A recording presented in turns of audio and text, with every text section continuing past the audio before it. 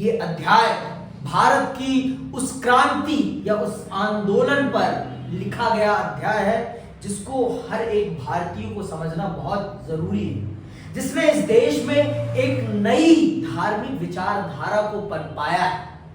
हिंदू धर्म से छोड़कर मैं जैन, बौद्ध और सिख संप्रदाय को हिंदू धर्म का ही अंग मानता हूं, लेकिन एक दूसरे संप्रदाय को, एक दूसरी विचारधारा को भारत में स्थापित करने का काम किया गया है और इस चैप्टर में उसके बारे में बहुत विस्तार से चर्चा की गई है।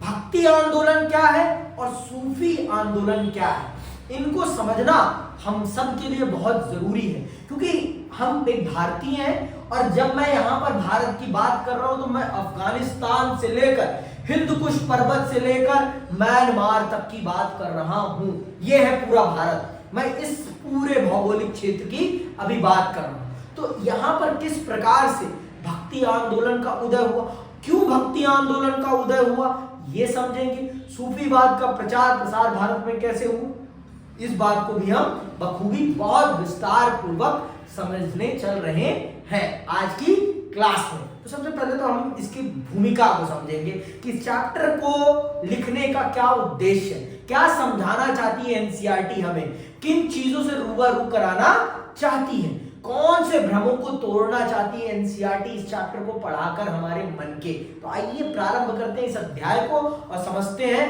भक्ति और सूफी आंदोलनों को।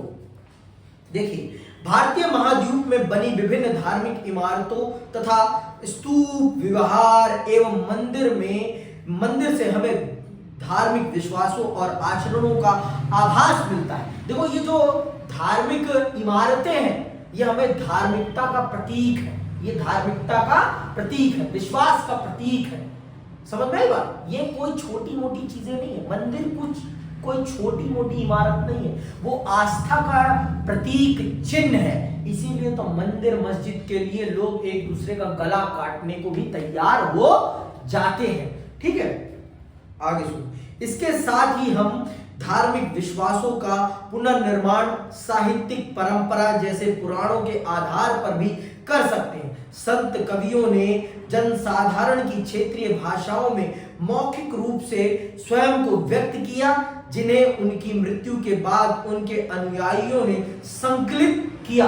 बहुत से संत महात्मा हुए जिन्होंने जनभाषा में जनता के साथ अपने जुड़ाव को स्थापित किया, जनता के साथ अपने आप को स्थापित करने का काम किया। देखो, अगर सच में आपको जनता से जुड़ाव करना है तो आपको जनता की भाषा का प्रयोग करना पड़ेगा। और इस आंदोलन में आपको ये देखने को बहुत प्रामाणिक तौर पर मिलेगा कि किस प्रकार से इन संत महात्माओं ने जनता से जुड़ने के लिए जनता की भाषा का प्रयोग किया और जनता से तभी वो जुड़ पाए, और मौखिक रूप से जुड़े, लिखित रूप में नहीं, क्योंकि इस समय की जनता उतनी साक्षर नहीं थी, अक्षर ज्ञान को नहीं जानती थी उतना।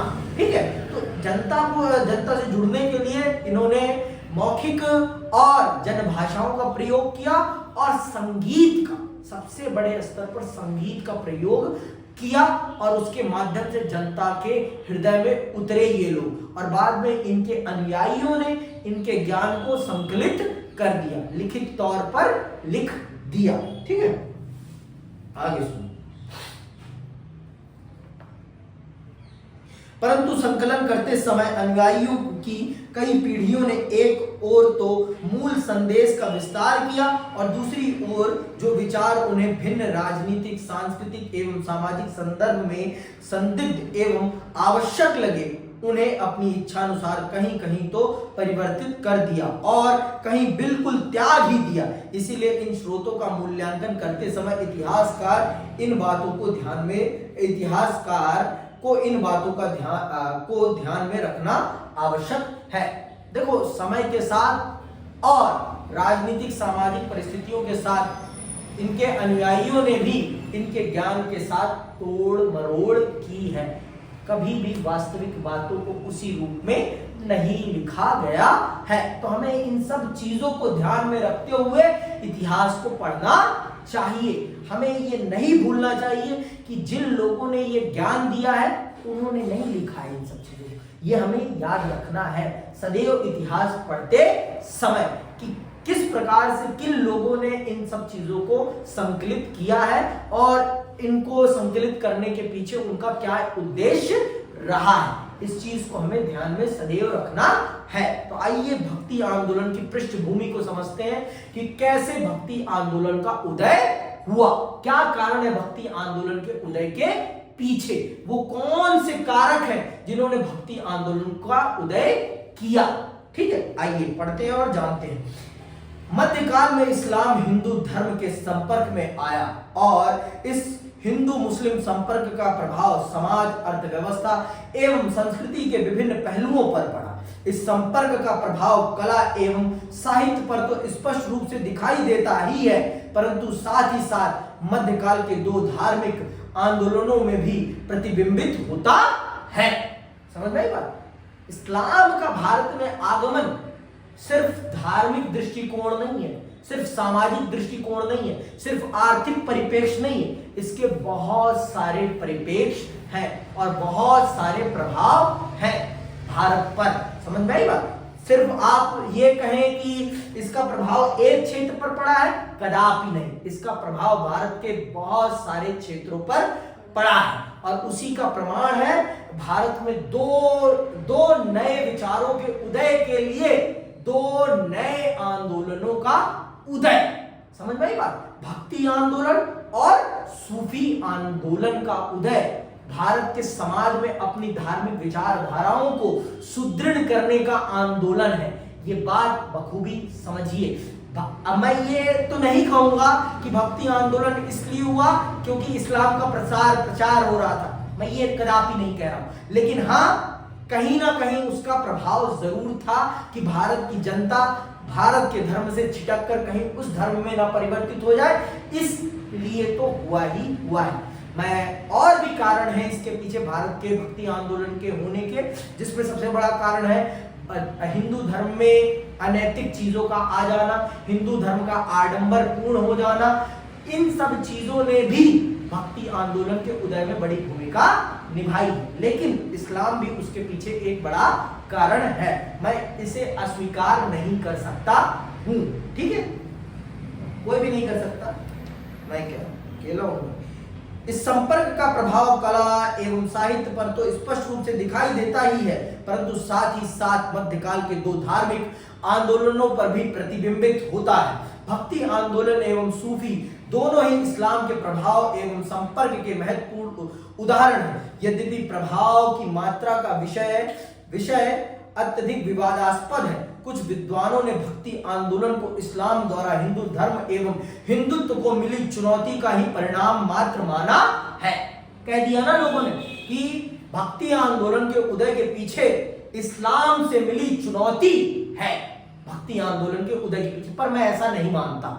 मैं दोनों कारणों को स्वीकार करता हूं, हिंदू धर्म में व्यक्त कमियां और इस्लाम से मिली उसे चुनौती। मैं इन दोनों कारणों को मानता हूं भक्ति आंदोलन के प्रारंभ होने के पीछे। मैं इन दोनों ही दृष्टिकोणों को स्वीकार करता हूं कि भक्ति आंदोलन के होने के पीछे इन दोनों दृष्टिकोणों की बहुत बड़ी भूमिका थी, तभी भक्ति आंदोलन का उदय हुआ।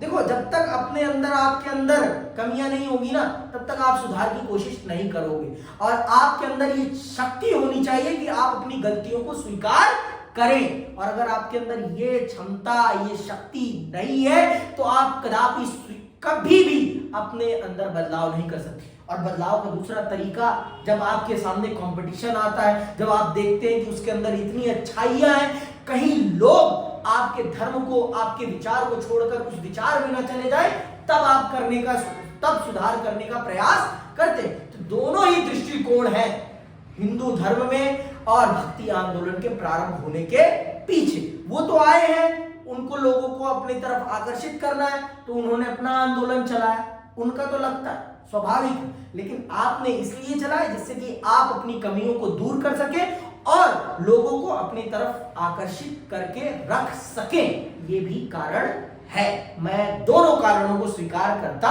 हूं। ठीक है, आप भी अपने अपने विवेक के अनुसार जो समझे वो कर सकते हैं।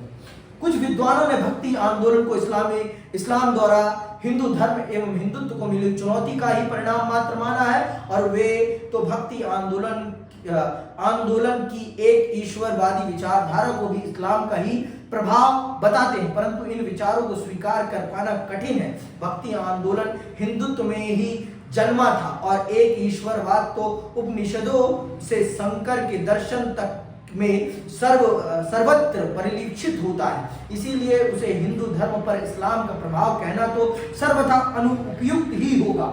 इतना अवश्य स्वीकार किया जा सकता है कि इस्लाम ने हिंदू धर्म में प्रविष्ट कर्म कांडों एवं जटिलता को दूर करने के लिए विचार का एक अवसर प्रदान किया। यही बात मैं भी कह रहा हूं कि हिंदू धर्म में भक्ति आंदोलन के होने में इस्लाम का योगदान है, लेकिन उस प्रकार से नहीं है जिस प्रकार से और लोग कह रहे हैं कि इस्लामीकरण से बचाने के लिए। नहीं, वो हो सकता है, मैं उसे अस्वीकार नहीं करता हूं, लेकिन हिंदू धर्म में जो कमियां थी उन कमियों को दूर करने के लिए प्रमुख तौर पर भक्ति आंदोलन हुआ है। ये प्रमुख बिंदु है भाई।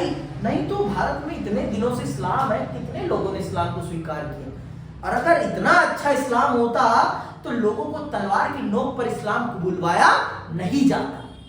इतना अच्छा इस्लाम होता तो समझ में, मैं इस्लाम की खिलाफत नहीं कर रहा हूं, मैं किसी धर्म की खिलाफत नहीं कर रहा हूं, लेकिन कुछ चीजें तो वास्तविकता है, वहां आपको एक दृष्टिकोण से सोचने पर मजबूर किया जाता है, लेकिन सनातन आपको एक दृष्टिकोण से नहीं बहु दृष्टिकोण प्रदान करता है। आप यहां पर रहकर आप ईश्वर में बिलीव कर भी सकते हो, नहीं भी कर सकते हो, आप आस्तिक भी हो सकते हो, आप नास्तिक भी हो सकते हो, लेकिन इस्लाम में ऐसा कुछ नहीं है। आपको एक ईश्वर में ही विश्वास करना पड़ेगा। सनातन में ऐसा नहीं है, आपके पास बहु विकल्प है, आप जिसको चाहें उसको पसंद करें, जिसको चाहें उसको प्यार करें, जिसकी विचारधारा आपको पसंद है उसकी विचारधारा का अपने जीवन में अनुसरण करें, आपको कोई भी नहीं रोकेगा।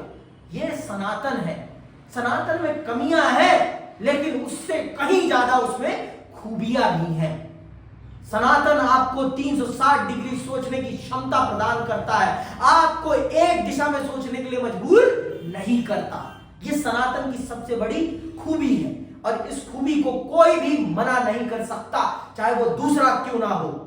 उसको भी ये चीज माननी पड़ेगी, अगर प्रामाणिक तौर पर वो धर्म को मानता है तो, कि सनातन जितना विचारशील है उतना विचारशील इस धरा पर कोई और धर्म नहीं है। ये सत्य है, ये प्रमाणित है, और इस सत्य को कोई भी मना नहीं कर सकता है। समझ में आई? आगे सुनो।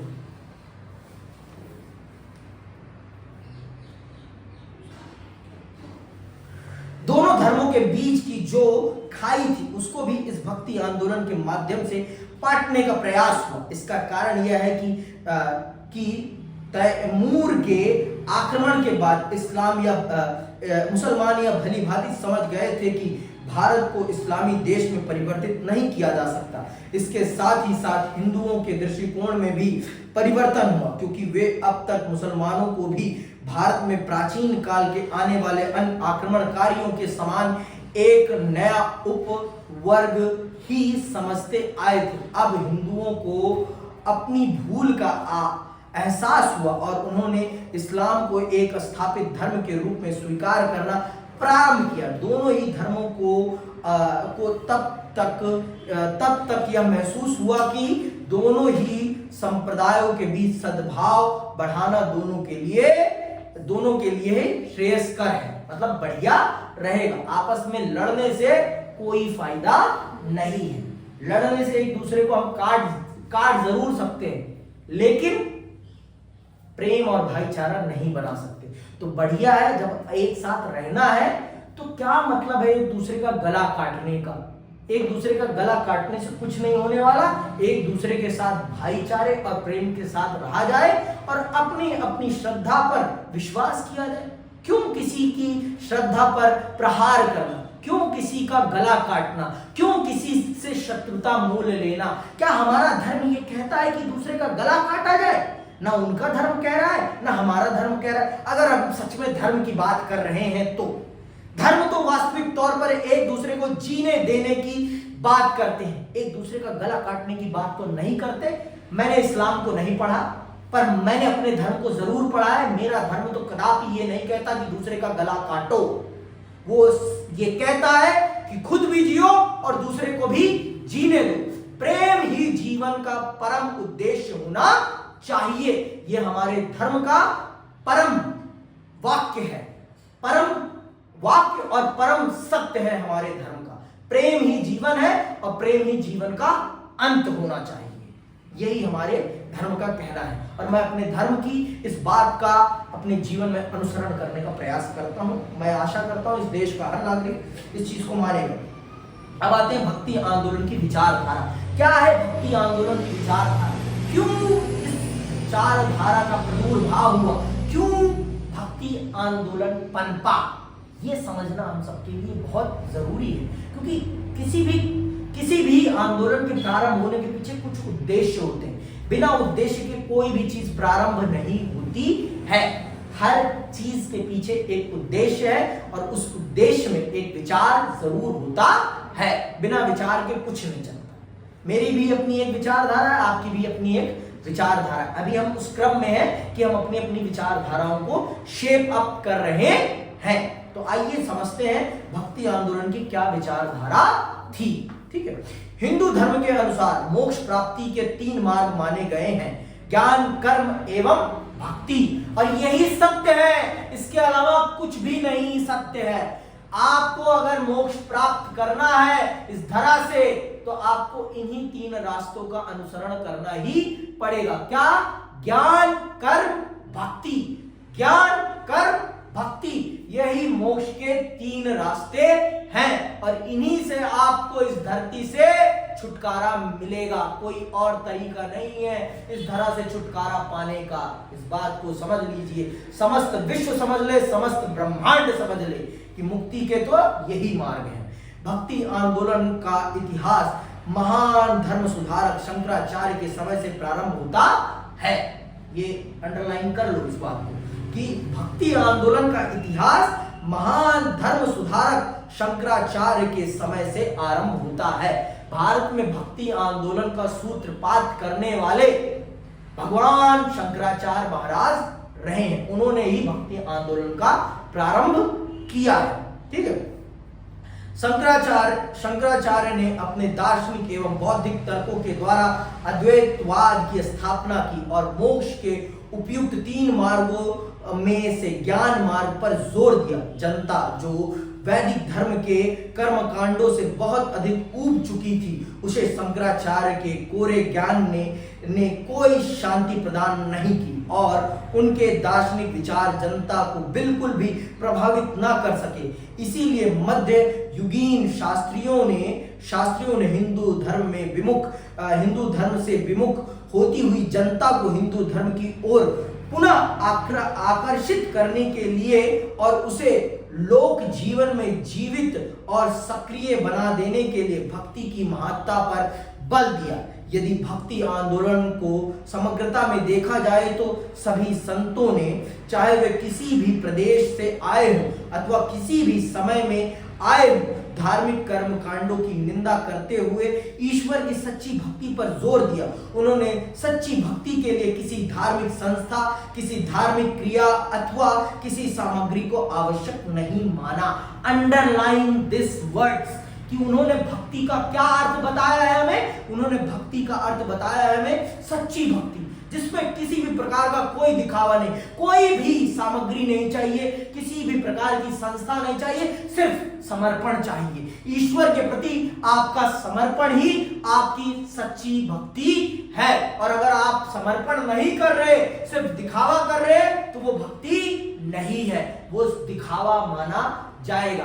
तो आज हमारा भारत दिखावे में ज्यादा बिलीव कर रहा है, वास्तविक भक्ति में कम बिलीव कर रहा है, जो कि एक दुर्भाग्य है। ये दुर्भाग्य है और हमें इस दुर्भाग्य से बचना होगा। हमें ज्ञान, कर्म और भक्ति में संतुलन लाना पड़ेगा अपने धर्म को वास्तविक रास्ते पर रखने के लिए, और अगर हमने इसमें संतुलन नहीं साधा तो हम बर्बाद हो जाएंगे, हम बर्बाद हो जाएंगे, हम अपने धर्म को बर्बाद कर बैठेंगे। हमें तीनों में संतुलन साधने की बहुत ज्यादा जरूरत है। ठीक है। मध्यकालीन संतों का ना तो किसी धर्म विशेष की ओर कोई रुझान ही था और ना ही कोई विरोधी दृष्टिकोण। वे व्यक्ति एवं ईश्वर के बीच किसी धार्मिक आडंबर की आवश्यकता भी नहीं मानते थे। वह तो केवल ईश्वर में विश्वास रखते थे, चाहे उसका नाम राम हो, कृष्ण हो अथवा अल्लाह। उन्हें इससे कोई फर्क नहीं पड़ता था, उन्हें सिर्फ ईश्वर से फर्क पड़ता था, उन्हें सिर्फ ईश्वर का अनुसरण करना आता था। इसके अलावा उनके लिए किसी चीज का कोई अर्थ नहीं था। समझ में आई बात? इसके अलावा उनके लिए किसी भी चीज का कोई अर्थ नहीं था। इस बात को आप समझिए। भक्ति आंदोलन भारत की आत्मा है, भारत की आत्मा को पुनर्जागृत करने वाला आंदोलन है।